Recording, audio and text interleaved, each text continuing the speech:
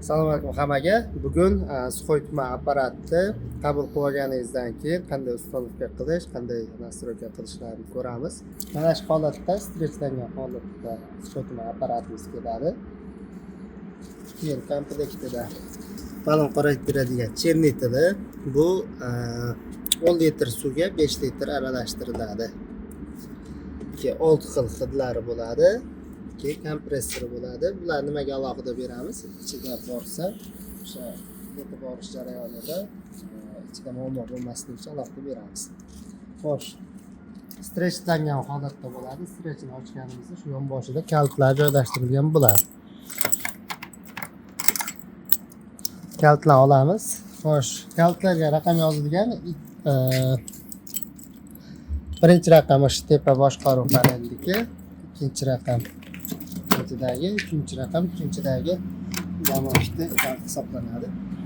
Xo'sh, birinchi tepa qismini ochganimizda xo'sh, ichkari montaj ko'rinishda bo'ladi. Ichida antennasi bo'ladi. O'sha o'rnatilgandan keyin men ko'rsatib beramiz. Joylashtirib qo'yiladi. Xo'sh, ikkinchi qatlamni ochamiz. Qatlamni ochganimizda ichida zapas narsalari bor. O'sha ximikatlar saqlaydigan idishlari, undan keyin o'sha cherniti bachori bo'ladi. Buni olib qo'yamiz. Ichkaridagi o'sha ximikat idishlarni olib qo'yamiz.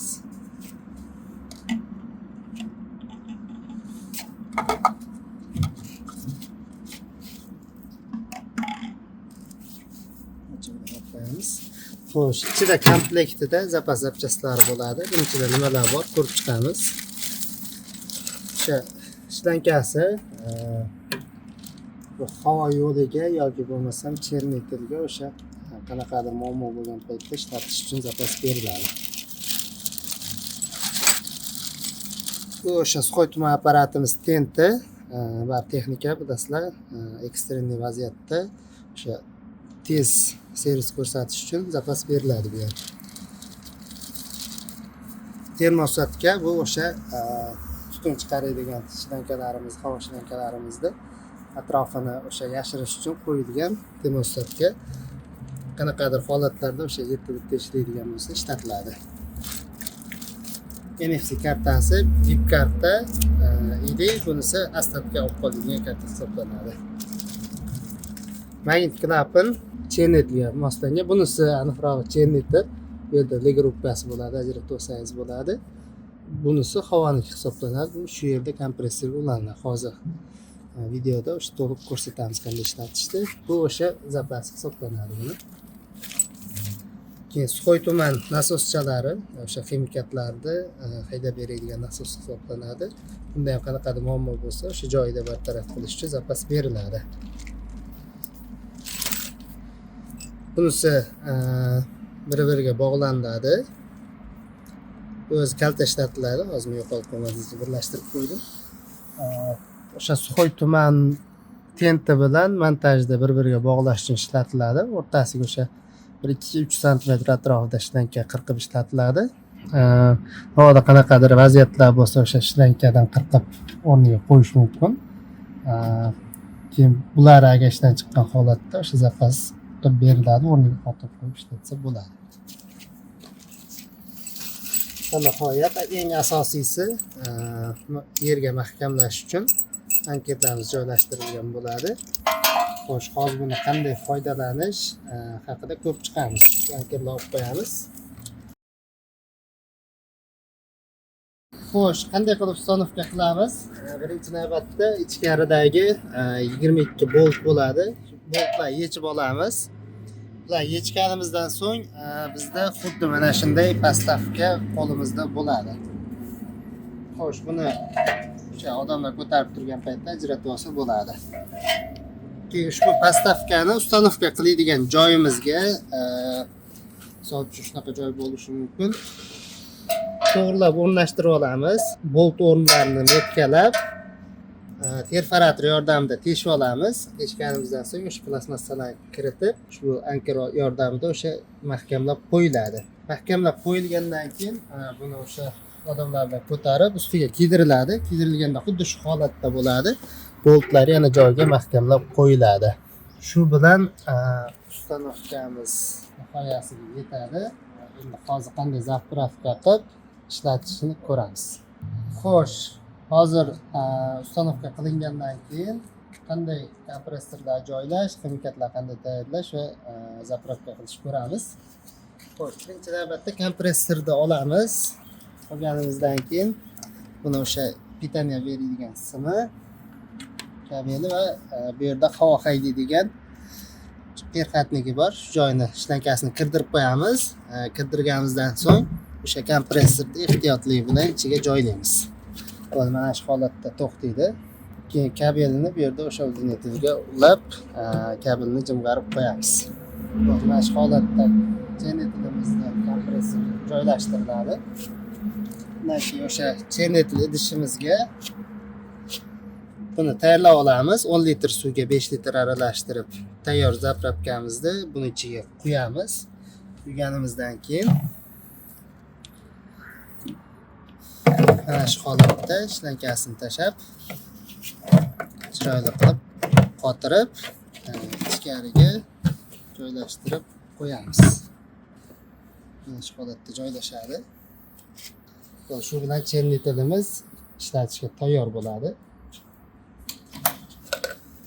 Xo'sh, keyingi etapimiz bu yerda Suxoy tuman ximikatlarini joylashtirish bo'ladi. Qanday qilamiz? Har bitta ximikatda mana shunaqa joyida qaysi ximikatligi yozib qo'yilgan bo'ladi. Bu yerda ham yozib qo'yilgan ximikat bo'yicha teramiz. Newkar bo'lsa, newkar bo'ladi. Xo'sh, bu yoqda ketma-ketligi bir xil qo'yilgan. 1 2 3 4 5 6 bo'lsa, bu yoqda ham xuddi shunaqa ketma-ketligida yozilgan. 1 2 3 4 5 6 ta ximikat. Hozir bular ochilmagan, hozir bitta ochig'ini qo'yib, qanday ishlatishni ko'rsatamiz. O'sha newkar suyuqligini qopqog'ini ochib, bu yerda o'sha birinchisiga qo'yib qotirib olamiz. Qotirganimizdan so'ng o'sha hamma ximikatlar joylashtirganimizdan keyin apparatimizga pitaniya beramiz. O'sha yonida 220 voltda ishlaydi.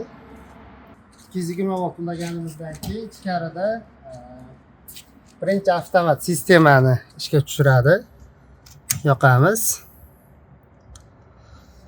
Xo'sh, bu fazlashda qo'yilgan. Agar tok kerakida ortib ketsa yoki kamayib ketsa, apparaturalar kuyib qolmasligi uchun zashtaga tushirib beradi.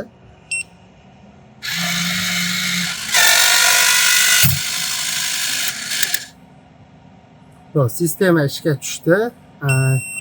Ishga tushgandan so'ng bu chernitel bilan kompressor, chernitel kompressori bilan tentni yoqadi, alohida qilingan. Yoqamiz. Mana kompressor ishga tushdi. Bu ham qizishni boshladi. Bu o'sha temperaturani regrupa qiladigan datchik hisoblanadi. O'sha 300 da turgani normal hisoblanadi. Tok past balandligiga qarab turib buni kamaytirish yoki ko'paytirish mumkin bo'ladi. Hozir tentimiz qizigungacha qanday qilib pullarini nastroyka qilishni ko'rib chiqamiz. Birinchi o'rinda apparat glавный avtomatda o'chiramiz. Glавный avtomatda o'chiramiz.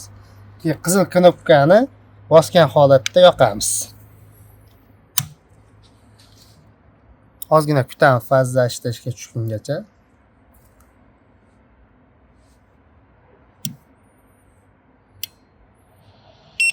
Mana yonda 2 marta suylaga ovoz chiqqandan keyin qizil knopkani qo'yib yuboramiz. Xo'sh, o'sha qizil knopkani bosib yoqqanimizdan keyin Wi-Fi ga kiramiz.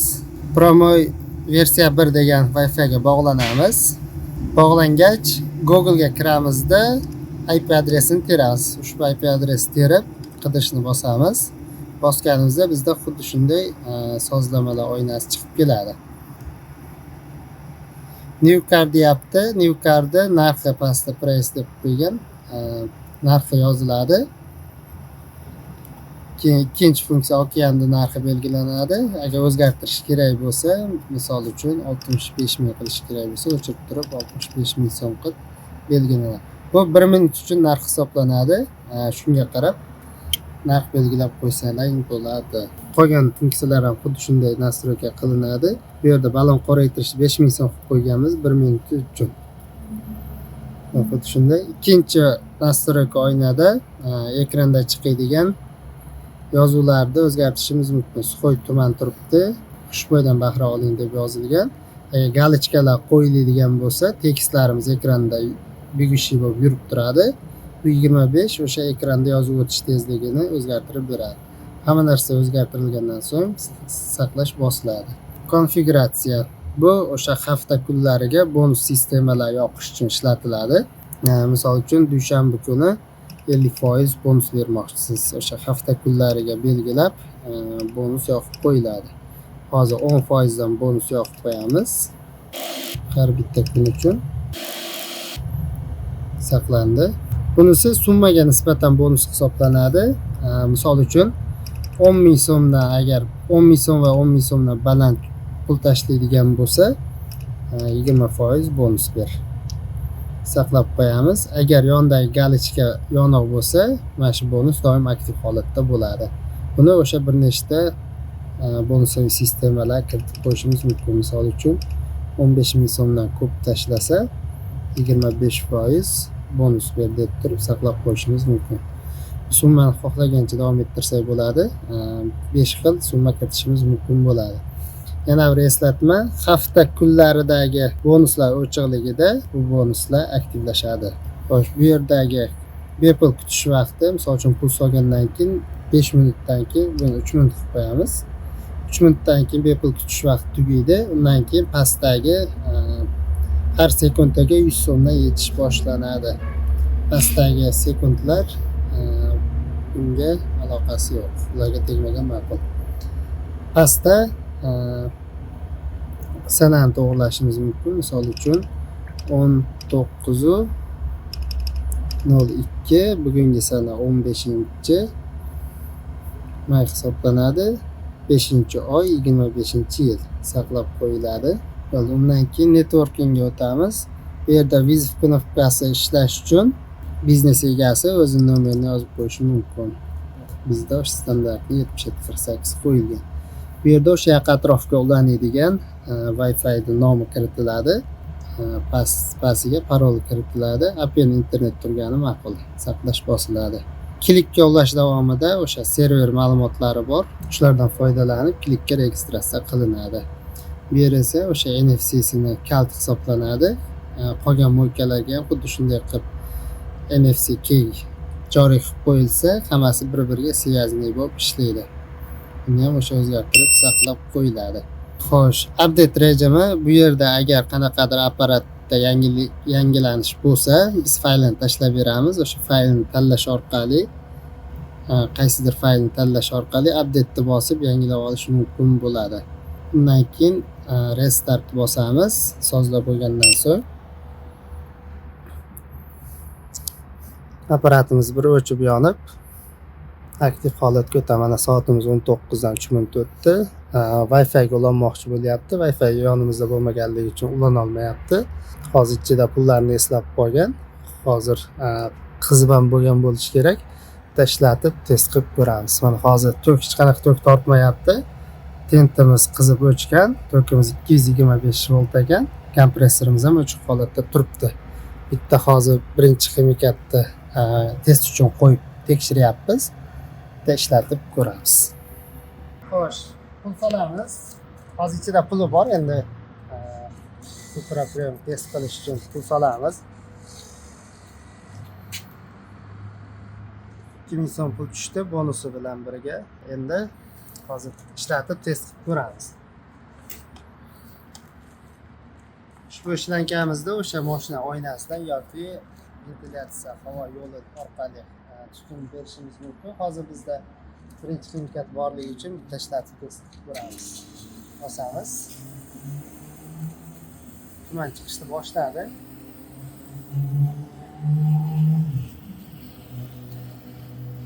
Ba'zan bossak o'sha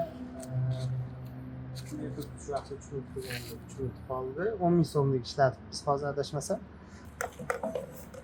Haligida 10% bonus qo'shib qo'ygandik. Hozir 2000 so'm bilan chernikni ishlatib ko'ramiz.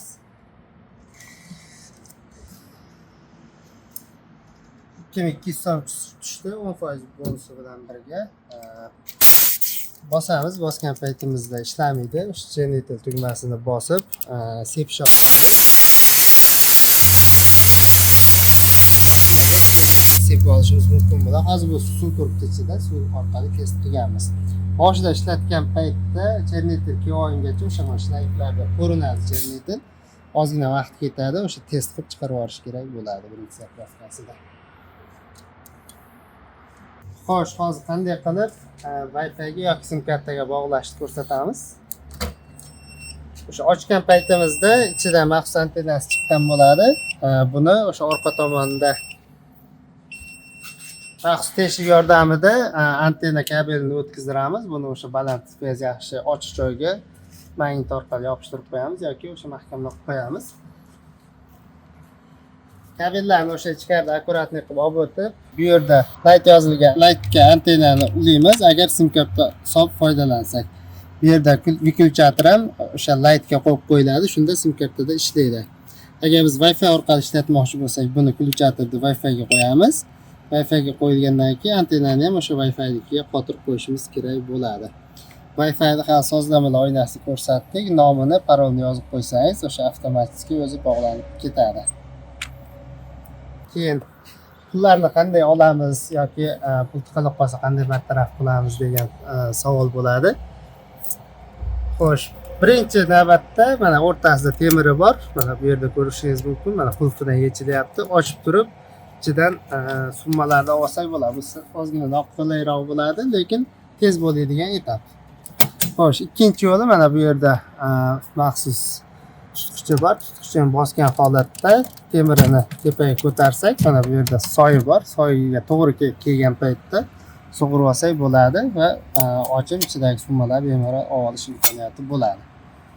Xo'sh, tiqilib qolsa xuddi shu temiri olinadi. Olingandan keyin mana pastida maxsus tutqichi bor. Tutqichini pastga bosish orqali qopqog'i ochiladi. Shu ochilganda o'sha tiqilib qolgan, g'ijimlanib qolgan summalarni ichiga joylashtirib qo'yishimiz mumkin bo'ladi. Keyin buni joyiga qo'yamiz. Apparatimiz ishlaydi. Keyin o'sha maxsus yig'iydigan qutichasini ham bu yerga joylashtirib qo'yamiz. Xo'sh, aktiv holatdaligini bilishimiz uchun agar hech qanaqa sveti yonib turmagan bo'lsa, aktiv bo'lmaydi. Agar qizil svet yonsa, foydalanishga tayyor bo'ladi. Agar qizil svet marga tiqib qolsa, o'sha pul tiqilib qolgan bo'ladi. E'tiborlaringiz uchun rahmat.